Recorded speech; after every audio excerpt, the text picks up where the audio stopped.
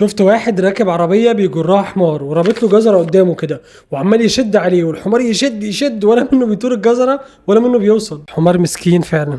ايه انت بتبص لي كده ليه؟ حقك عليا، بس انا شايفك مشغول ومسحول في حاجات غريبه. احنا هنعمل فلوس امتى؟ طب نطلع الساحل امتى؟ جربت القشطوطه؟ ايوه، هات صباره وتفني، مش ده اللي انت عايزه؟ لا، ما بقولكش كده، خد بكل الاسباب واجدح في الارض واعمل فلوس وكل قشطوطه، طالما ده مش هيلهيك عن مهمتك الاساسيه لوجودك هنا. الاسلام ما بيأمركش انك تتقشف وتبقى فقير وتختم. عندك نماذج كتير لصحابه ان صح التعبير كانوا من رجال الاعمال، كان عندهم تجاره وفلوس. اللي عايز اقوله ان ممكن حد يعمل في الدنيا والدنيا بره قلبه، فتلاقي مفيش حاجه بتحزنه فيها ولا بيتقدر على حاجه فاتته فيها، لان ما هياش داره. يعني احنا في رحله وحياتنا الحقيقيه لسه ما بدأتش. شوف الكفار يوم القيامه، الواحد فيهم يقول يا ليتني قدمت لحياتي. ايه ده؟ امال هو كان عايش ايه؟ لا، ما هي دي ما كانتش حياه، هو كان كل ده بيتهيأ لحياته الحقيقيه. ما جاتش، هي مش دارنا اصلا، واحنا ما اتخلقناش عشان نفنى، خلقنا عشان نخلد. وكل اللي بتعمله هنا هو اللي هيبني مكانك هناك. فاعمل صالحا هنا تسعد وتنعم هناك. فكر فيها. خير الهدي هدي محمد صلى الله عليه وسلم.